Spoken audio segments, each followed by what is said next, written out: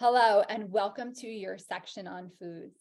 In this section, I'm going to give you general guidelines around water, what foods to add to your life, what foods to avoid, how to have a food experience, and also a successful shopping experience. First up, grab your journal. We are talking water. The USDA recommends 11 cups, which is about 96 ounces of water for women. Water helps keep the body hydrated. It also helps regulate body temperature. It helps the organs. And my number one favorite thing about consuming water is it's great for your skin. So I typically consume about a gallon of water, which is a bottle here. Now, I don't drink from this. I will take my gallon and I'll fill it as many times as I need into this and drink it throughout the day. I drink a gallon because I am working out every day, walking my dogs. I also speak for about 8 hours a day. So I'm losing a lot of water. You may require more or less water depending on your lifestyle, where you live, if you live in a hot environment. You just want to be aware of the amount of water. The way you can tell if you have enough water in your system is the color of your urine. Typically, a well-hydrated body is going to have pale yellow to clear urine. If your urine's bright yellow, you better grab a cup of water and start drinking your water. Now, you may be tempted to say, Jen, if I start drinking water, I'm going to have to go to the bathroom a lot. This may be true in the beginning, but your body does adapt to drinking the amount of water that's required to help maintain and help keep your body feeling good and healthy. And that's what we're doing in this course. We're creating habits to feel good and live a good life. And the number one is consuming water. When we're dehydrated, it also feels as though we're hungry sometimes. So if you're feeling that, it's typically maybe that you're dehydrated. The best way to consume water is drinking water early in the morning, midday, and then easing up as you get ready for bed. You also want to drink water the first thing as you get up in the morning, because as we sleep, we're losing water. So the body goes into we start to dehydrate. So to help that, consume water before your coffee or tea in the morning. You want to make sure that you're well hydrated. If you're not used to drinking water, don't start out with a gallon. Start with 1 or 2 cups and work your way up over a week or so. So you're not flushed and feeling all bloated from drinking all this water all at once. Ease into everything actually that we're going to talk about in this course. You want to slowly ease into it because this is a lifestyle change. This isn't a quick fix. This isn't a 30 days and I'm transformed. This is a creating new habits that we want to do. And so number one is water. Water is going to help you start to feel better. It's going to actually give you energy, and it also prevents against brain fog. So you want to start consuming more water, having awareness. Then the second thing that you want to do is start to have awareness around the foods that you're eating. For the next 3 to 5 days, keep a food diary. I caution you, this is not a time to start judging what you're doing or not doing, or what you're eating or not eating, because when we judge, that puts a feeling in our body, and it's not a good feeling. And that's not what we're trying to create. We're trying to create a great life feeling good. So when we judge ourselves, that doesn't feel good. And that's not what we're doing here. This is a course of awareness. We cannot change anything that we're not aware of. So simply give yourself permission and acknowledge that you're making changes. Congratulations. You're here because you want to feel better and do better for yourself. That's great. And that's the feeling you want, that feel good. So do not judge yourself. Start to notice how foods make you feel. There's foods that's going to give you energy, and then there's foods that take away your energy. For example, when I eat pizza or pasta, I don't feel as energetic as when I eat a salad with a lean protein. I'm not saying don't ever eat pasta or pizza. I'm just saying eat more of the foods that feel good and less of the foods that don't feel good. So number one, you're going to start to have awareness of water. And number two, starting to have awareness of how foods are making you feel. And then now the third thing I want you to start to consider is, now that you have all this awareness around the foods that you're eating, where can you start to add some leafy greens like spinach and broccoli, kale, arugula, any of the greens that you like, zucchini, cucumbers. And then where can you start to add some fruits like strawberries, blueberries, blackberries, raspberries, more of the berries and less of the bananas and mangoes and more, like the more sugary fruits. Keeping the fruits more so in the morning. Also want to start to add lean proteins, chicken, fish, eggs, ground chicken.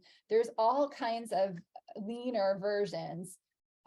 Steak every now and then. If you're vegan or vegetarian, there's leaner options for you as well. Healthy fats like nuts and avocados. These are all things you want to start adding into your eating if you don't already do that. Also, you want to start looking at foods that maybe we should start to eliminate, like going out to eat a lot, fast foods, fried foods, foods that are processed, foods that come in a package with a laundry list of ingredients, and especially ingredients that you don't know. There's a lot of preservatives and chemicals in ingredients to maintain shelf life. So anything that's on a shelf for a long period of time typically has a lot of those things. And you want to avoid, again, I'm not saying don't ever eat all this. I mean, I kind of would love you to not eat that, but I'm just saying start to make adjustments. Little changes equal big results.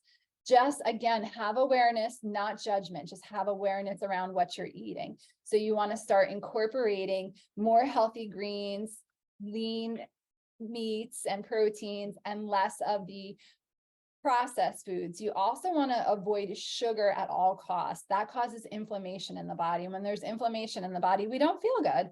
So looking at foods, I want to also talk about labeling. When you look at a food product, the front is the advertisement: gluten-free, sugar-free, dairy-free, wheat-free. But when you turn it over, that's where all the ingredients is. So always look at the back of the packaging for what's actually in the foods. Again, if it's a laundry list of ingredients you don't know, don't eat it. Don't put anything in that precious body of yours that you don't know what it is. Just don't do it. So now you know what to eat and what to start to avoid. Don't try to overhaul your entire life in a week. That doesn't work. Our system shuts down. It's just not. Pick one habit. Maybe this week you start with adding water. Next week you add a leafy green. The following week you start to eliminate some of the process. You don't want to do so much that your system's like, I want to go back to my way. We're creating a lifestyle. This isn't a 30-day fix. This is a lifestyle we're creating here. Since it's a lifestyle, we're also going to talk about having food as an experience. When you sit down, yes, sit down. I know we don't get to sit down for every meal, but I'm hoping there's one meal that you can actually sit down and appreciate your food. Take a moment to just connect with where the food came from, the farm, the farmer, to the driver who took it to the supermarket, from the supermarket to home to you. Like, it really appreciating the journey that this food went on to come to you. And having that appreciation, when we're in appreciation, it gives us joy and it makes us happy. And that's what we want to do, create more ways of bringing joy and happiness. So having an appreciation for your food. Also, adding many colors of the rainbow, keep it interesting. Add spices, add fake foods. I call them fake foods, like spaghetti squash or zucchini noodles. Cauliflower rice. There's so many out there where there's vegetables that look like pastas. There's brown rice pasta. There's brown wheat pasta. I mean, there's all kinds of things. So get creative in your cooking. You can really make food fun and delicious. Spices, I mentioned, is always a good thing. The other thing that I like to do is the plate size. So I typically eat off a plate like this versus a dinner plate. When we put our favorite foods on a dinner plate, depending on what it is, it can be anywhere from, I don't know, 1,000, 1,500 calories, depending on what you're eating. You take your same favorite foods. I'm not asking you to change anything. You take those foods and you add it to this plate. You still get the sensation of the plate being full. You're still eating your favorite foods, but you're saving calories. And in that, you're saving extra stress on the joints and your system. We want to create the experience of having a full plate, eating our favorite foods, and also saving on calories.